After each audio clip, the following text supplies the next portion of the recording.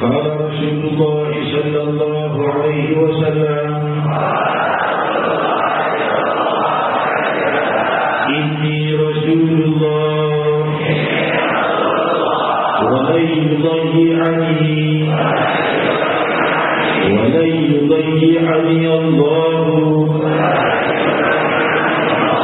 أبدا.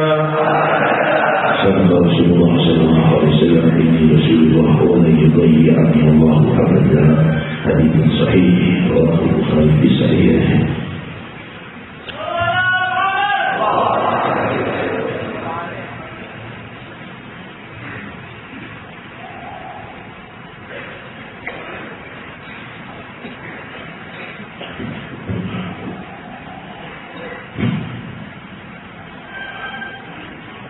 Assalamualaikum warahmatullahi wabarakatuh.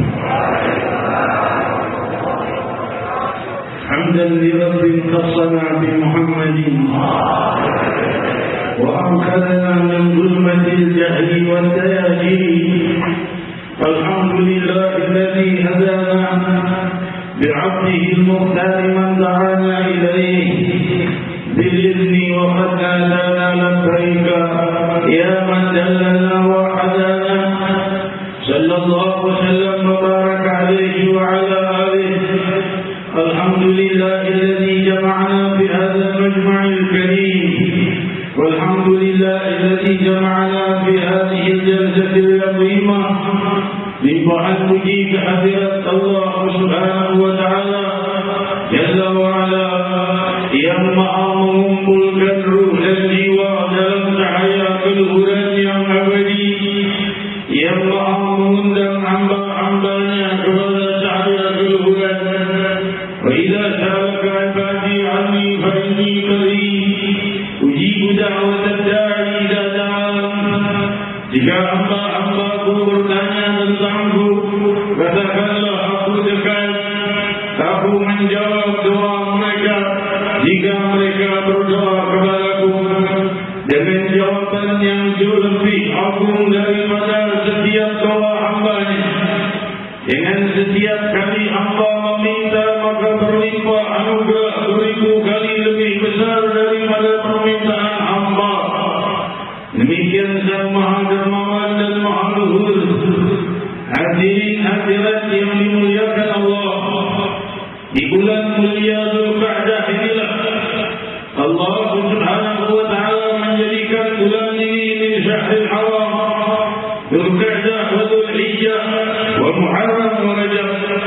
4 bulan mulia di dalam setiap tahunnya yang sangat banyak sang Nabi beribadah padanya. Diriwayatkan oleh Hujjatul Islam wa Barakatul Anam Al-Imam Al-Imam Nawawi alaihi rahmatullah di dalam syarah Nawawi ala Sahih Muslim bahwa Rasul sallallahu alaihi wasallam diriwayatkan di dalam beberapa hadis sahih, Rasul memperbanyak ibadah di bulan Muharram, memperbanyak ibadah apapun termasuk puasa dan lainnya. Oleh sebab itulah sampainya kita di bulan-bulan mulia ini, bulan Dzulqa'dah, bulan Dzulhijjah, bulan Muharram dan bulan Rajab, 4 bulan yang disebut Syahrul Hurum, bulan-bulan mulia yang Allah Subhanahu wa taala memuliakan hamba-hambanya yang memperbanyak ibadah di bulan-bulan tersebut. Semoga Allah Subhanahu wa taala memastikan kemuliaan padamu dan kalian di dalam keberkahan Dzulqa'dah wa Dzulhijjah, dalam cahaya dan nur Hajj wal Umrah ya Rahman ya Rahim.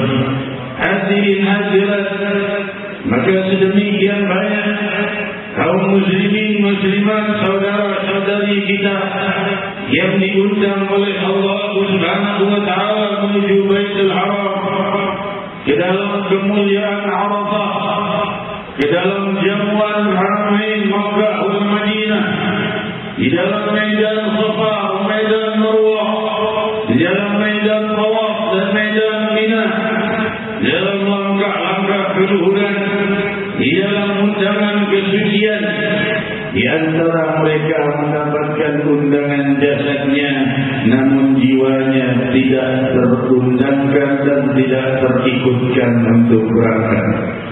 Jasadnya berangkat, ruhnya di dalam kehinaan dan keduniawian. Namun di antara mereka ada yang jasadnya tidak berangkat, tapi ruhnya berangkat menuju medan haji dan umrah. Jiwanya bersama mereka yang di Arafah, jiwanya bersama mereka yang di Haramain Makkah dan Madinah, jiwanya bersama mereka yang di dalam ziarah kepada kubur syarifah, jiwa mereka bersama dengan mereka yang tawaf dan sa'i. Walaupun mereka duduk di negerinya masing-masing, semoga aku dan kalian bersama mereka yang ruhnya selalu di dalam undangan keluhuran ilahi. Hadirin hadirat, inilah riayat rahmaniyah, undangan-undangan kasih sayang Allah Subhanahu wa taala bi kulli lahzatin sa'a, setiap waktu dan hijab, bi jamil ayyam wan nahar, bi jamil ayyam wal layali. Riayat rahmaniyah la tanqati fi hayatina. Hadirin hadirat yang dimuliakan Allah, seruan kelembutan ilahi tiada pernah terhenti sepanjang waktu dan saat mengundang kita menuju keluhuran. Maka naiklah kepada keluhuran, maka teruslah menuju kesucian. Jadikan hari-hari Dzulqa'dah dan Dzulhijjah mulia ini hari kita termuliakan pula dengan mereka yang termuliakan dengan kemuliaan haji dan umrah. Jikalau jiwa kita terus dalam kemuliaan haji dan umrah, inilah saat-saat kita bertaubat. Inilah sa'atul taubah wa sa'atul inabah. Kalau bukan di waktu-waktu mulia seperti ini kita masih menunda daripada lamaran ilahi, maka sampai kapan kita akan terus menunda undangan cinta Rabbul Alamin Subhanahu wa ta'ala. Hadirin hadirat yang dimuliakan Allah, bulan Dzulqa'dah mengingatkan kita pula kepada perjanjian Hudaybiyah, yaitu pada sanad Sadis minal Hijriyah, tahun ke-6 Hijriyah, kejadian perjanjian Hudaybiyah, di mana Rasul keluar dengan 1.500 muslimin untuk menuju umrah ke Makkah Al-Mukarramah dan tertahan di Dzulhulaifah. Dan di saat itulah Rasul sallallahu alaihi wasallam ditahan oleh kufar Quraisy, tidak diperbolehkan masuk ke Makkah Al-Mukarramah. Maka Rasul sallallahu alaihi wasallam diminta membuat perjanjian oleh kufar Quraisy dan Rasul setuju. Apa yang dituliskan sebagaimana riwayat Sahih Bukhari, maka Rasul sallallahu alaihi wasallam di dalam tulisan perjanjiannya menulis untuk Muhammad Rasulullah. Maka mereka berkata, jangan tulis Rasulullah, kami tidak mengakui kau utusan Allah, tulis Muhammad bin Abdullah. Maka Rasul sallallahu alaihi wasallam memerintahkan Sayyidina Ali bin Abi Thalib radhiyallahu anhu sebagaimana riwayat Sahih Bukhari, hapus wahai Ali kalimat Rasulullah. Sayyidina Ali bertahan, jari-jarinya tidak mampu menghapus, jari-jarinya tidak mampu menghapus kalimat Rasulullah sallallahu alaihi wasallam. Maka Rasul sendiri yang menghapus dengan tangan. Muhammad bin Abdullah, ikuti apa yang mereka inginkan. Maka perjanjian ditulis, kalau seandainya ada orang yang mau keluar dari Makkah untuk masuk Islam dari keluarga kufar Quraisy, harus dikembalikan kepada mereka. Rasulullah berkata setuju. Para sahabat berkata, ya Rasulullah. Berkata Sayyidina Umar, alasna ala al-haq wa hum ala al-batil. Wahai Rasulullah, bukankah kita dalam kebenaran, mereka di dalam kebatilan? Rasulullah sallallahu alaihi wasallam berkata, betul, kita di dalam kebenaran, mereka di dalam kebatilan. Maka berkata Sayyidina Umar, Lantas kenapa kau masih membuat perjanjian mengatakan kalau orang masuk Islam harus dikembalikan pada orang musyrik lagi, diserahkan pada mereka, tak dibantai, tak dibunuh? Kamu setuju? Rasul berkata, ini yang benar Khattab, ini Rasulullah, wa la yudayyi'ani Allahu abada. Wahai Ibn Khattab, wahai Umar bin Khattab, aku utusan Allah. Allah tidak akan pernah mengecewakanku dan tidak akan pernah kecuali menolongku selama-lamanya. Wa la yudayyi'ani Allah abada. Ini hadis yang baru saja kita baca. Maka Sayyidina Umar bin Khattab dia datang kepada Sayyidina Abu Bakar As-Siddiq radhiyallahu anhu. Ya Abu Bakar, alasna 'alal haqq. Kata Abu Bakar, alaysamu 'alal batil. Mereka itu yang di dalam kebatilan. Kata Sayyidina Abu Bakar, kankah kita dalam kebenaran? Betul. Mereka dalam kebatilan? Betul. Lalu Rasul sallallahu alaihi wasallam berkata apa? Sayyidina Abu Bakar, Umar berkata, Rasul berkata, la yudayyi'ani Allah abada. Maka berkata Abu Bakar Siddiq, tidak, la yudayyi'ani Allah abada. Kalau begitu, kata Abu Bakar Siddiq, berarti Allah tidak akan mengecewakan sang Nabi selama-lamanya, tidak akan membiarkannya dalam keadaan apapun, pasti menolong Nabi Muhammad SAW. Hadirin hadirat yang dimuliakan Allah, Hujjatul Islam wa Barakatul Anam Al-Imam Ibn Hajar Al-Asqalani dan Fathul Bari di Syarah Sahih Al-Bukhari mensyarahkan makna hadis ini. Kenapa Sayyidina Umar berkata seperti itu kepada Rasul? Maksudnya menginginkan takkid apa makna daripada perjanjian Hudaybiyah ini. Maksudnya apa? Perjelas. Maka Rasulullah SAW memanggil Sayyidina Umar kembali dan membaca surah Al-Fatah. Wadala ilaihi surah Al-Fatah ila akhir. Inna fatahna laka fathan mubina. Terus sampai akhir. Di antaranya adalah innal ladzina yubayyi'unaka innama yubayyi'una Allah yadullah fawqa aydihim. Sungguh orang-orang yang bersumpah setia bersama wahai Muhammad, sungguh Allah bersumpah setia kepada mereka. Innalladzina yubayyi'unaka innama yubayyi'una Allah yadullahu fawqa aydihim. Sungguh mereka yang bersumpah setia kepadamu wahai Muhammad di dalam perjanjian Hudaybiyah, sungguh mereka telah sumpah setia kepada Allah dan tangan pertolongan Allah di atas tangan mereka. Maka janji setia mereka kepada Rasul merupakan janji setia Allah kepada mereka. Maka berkata Sayyidina Umar, ya Rasulullah, hal huwa fath? Wahai Rasul, apakah ini janji kemenangan kita? Rasul berkata, ini janji kemenangan kita. Maka kufar Quraisy tidak mengizinkan mereka ke Makkah. Rasul sallallahu alaihi wasallam tidak lama kembali ke Madinah.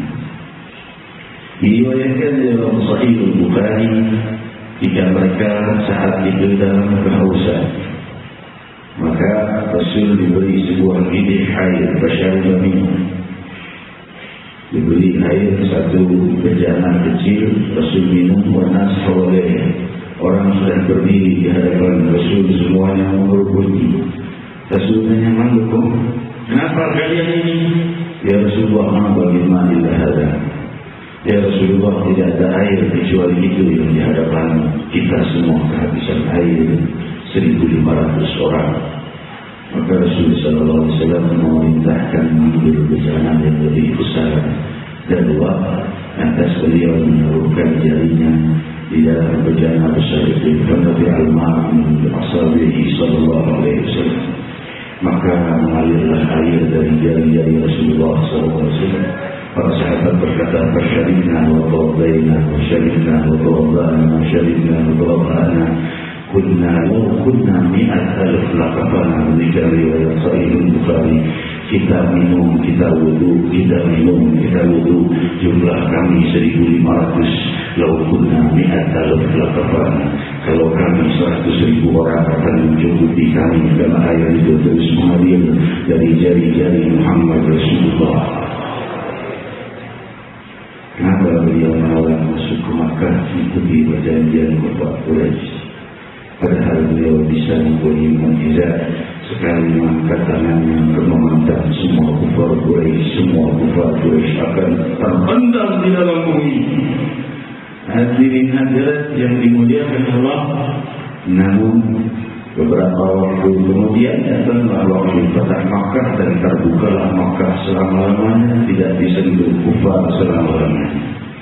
Daripada kesabaran Sayyidina Muhammad, wala yudayyi'ani Allahu abada, inni Rasulullah, sungguh aku ini Rasulullah, Allah tidak akan mengecewakanku.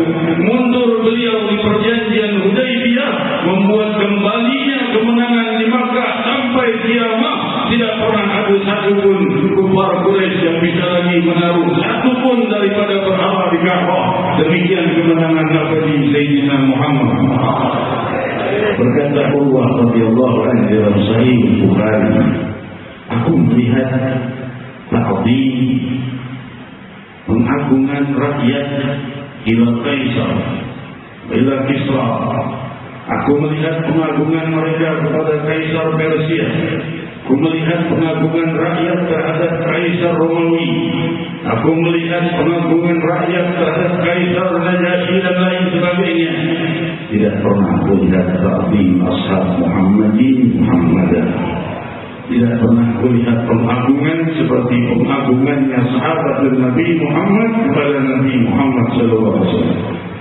Wala yatawadda illa tadalu ala athari wudu'i. Wala tanakhama Muhammadan illa ittadalu ala Muhammadin. Dia adalah beliau berwudu, kecuali para sahabat berebutan mengambil air bekas wudu beliau dan mengusapkan di wajah mereka. Dan dia adalah beliau itu mengeluarkan air ludahnya, kecuali waqa'at fi kahfi ahadin minhum, kecuali sudah dipegang oleh sahabat pada rakaat wajhi, diusapkan wajahnya. Demikian riwayat Sahih Bukhari. Al-Imam Ghaziyat dalam kitabnya Asy-Syifa mencorahkan ketika Sayyidina Hasan wal Husain dalam keadaan haus, bawaan, Rasul menyediakan air sedikit. Cucunya ini Sayyidina Hasan wal Husain radhiyallahu anhu sangat kehausan, maka Rasul punya air Zam-Zam sedikit, beliau pun memasukkannya ke mulutnya, berkumur dan mengeluarkannya kembali. Berkata Ibnu Malik, ketika air Zam-Zam sudah dikumurkan di mulut beliau, dikeluarkan, maka wanginya lebih wangi dari misik dan rasanya lebih manis dari madu, karena telah bersatu dengan air liur Sayyidina Muhammad sallallahu alaihi wasallam. Ahsanun nasi khalqan wa khuluqan. Berkata Sayyidina Anas bin Malik, ma wajadna rihan atyab min irqin Nabi sallallahu alaihi wasallam. Jika riwayat Sahih Bukhari, tidak pernah kami menemukan satu wangian yang lebih wangi dari keringatnya Rasulullah sallallahu alaihi wasallam. Bahkan berkata Sayyidina Ali bin Abi Thalib radhiyallahu anhu, diriwayatkan oleh Imam Ibnu Hajar di dalam Fathul Bari syarah Sahih Bukhari, ketika Rasulullah sallallahu alaihi wasallam telah wafat, maka air yang dipakai memandikan jenazah beliau, air itu menjadi wangi. Maka menangis Sayyidina Ali ketika memandikan jenazah sang Nabi, seraya berkata, "Tibta hayyan wa mayyita ya Rasulullah." Demi Allah, kau tetap wangi di masa hidupmu dan wafatmu, wahai Rasulullah sallallahu alaihi wasallam. Inilah idolaku dan idola kalian Sayyidina Muhammad. Hadirin hadirat, diriwayatkan di dalam Sahih Bukhari, jika salah seorang sahabat setelah wafatnya Nabi sallallahu alaihi wasallam mengeluarkan selembar rambut berwarna kemerah-merahan, maka berkata, "Di mana hari insyaallah?" Maka sahabat itu berkata, "Itu rambut siapa kemerah-merahan?" Maka sahabat itu menjawab, "Hari insyaallah Rasulullah." Ini selembar rambutnya Rasulullah sallallahu alaihi wasallam. Maka sahabat berkata, "Law taka'indi sya'ra wahidah khairun li min ad-dunya wa ma fiha." Kalau aku punya selembar saja rambutnya Rasulullah, ahab ilayya min ad-dunya wa ma fiha, lebih kusenangi dari semua harta dunia dan segala isinya selembar rambutnya Nabi Muhammad sallallahu alaihi wasallam. Karena apa? Karena apa? Karena cintanya beliau kepada umatnya membuat umatnya sangat mencintai beliau, dan cinta kepada beliau adalah kesempurnaan iman. La yu'minu ahadukum hatta akuna habba ilaihi min waladihi wa walidihi wa nasi ajma'in. Hadirin hadirat yang dimuliakan Allah, inilah malam-malam yang agung, hari-hari yang luhur untuk kita memperbanyak ibadah kita, menjauhi daripada segala kemungkaran. Maka berusahalah guru mulia kita Al-Musnid Al-Habib Al-Bin Habib di dalam kitabnya Tanbihun Nabi Mardhati Bari meriwayatkan salah satu athar sahabat. Ini akhir penyampaian saya karena kondisi saya sedang kurang fit dan juga ada tamu-tamu kita dan mereka juga dalam keadaan lelah. Athar sahabat daripada hadis qudsi di mana Allah Subhanahu wa taala berfirman, ya Daud, law ya'lamul mu'minuna anni syauqi ila syauqi li'inabatihim syauqi li'audatihim. Ya Daud, law ya'lamul mu'minuna anni syauqi li'audatihim walau ya'lamuna mahabbati لتوبتهم ورغبتي لإنابتهم لطاروا شوقا إلي. هذه رغبتي للمدبرين عني فكيف محبتي للمدبرين إلي. Wahai Daud, kalau hamba-hambaku yang selalu berpaling dan berbuat dosa padaku ini, law ya'lamuna al-mu'minuna 'anni syauqi ila 'audatihim. Kalau para pendosa yang selalu menghindar daripada cinta dan rindu, yang selalu lari dari ibadah padaku itu tahu rinduku terhadap kembalinya mereka kepadaku, mahabbati li taubatihim, dan cintaku kepada taubat mereka jika mereka mau bertaubat, warahmati dinamati, dan besarnya semangat sambutanku jika mereka mau kembali kepadaku, labaru syauqan ilayya, jika mereka tahu cinta dan rinduku kepada mereka, jika mereka kembali, mereka akan terbang dari rindunya kepadaku, karena mereka tidak tahan menahan rindu. Betapa indahnya cintaku untuk mereka, wahai Daud. Maka Allah meneruskan hadis bersihnya, hadihi rabbati lil-mudbirina ilayya lil-mudbirina anni fa kaifa mahabbati lil-mudbirina ilayya. Wahai Daud, inilah semangat dan keinginan kasih sayangku pada mereka pendosa kepadaku agar mereka kembali. Wahai Daud, bagaimana cintaku pada mereka yang ingin dekat padaku. Hadirin hadirat, renungkan ucapan terakhir ini, renungkan kalimat agung ini. Ya Daud, law ya'lamul mu'minuna anni syauqi li'audatihim wa mahabbati li taubatihim wa raghbati li inabatihim. Hadihi raghbati ya Daud, hadihi raghbati lil-mudbirina anni fa kaifa bi mahabbati lil-mudbirina ilayya. Wahai Daud, kalau kau tahu bagaimana kerinduanku kepada orang, kalau seandainya orang-orang pendosa itu tahu bagaimana rinduku terhadap orang-orang para pendosa yang mau kembali kepadaku, bagaimana cintaku terhadap orang-orang yang bertaubat padaku, bagaimana semangat kasih sayangku pada orang-orang yang mau mendekat padaku, labaru syauqan ilayya, mereka akan terlempar dari tempat duduknya rindu kepadaku. Dan ini wahai Daud, perbuatanku pada orang-orang yang berpaling dariku, bagaimana perbuatan cintaku pada yang mendekat padaku.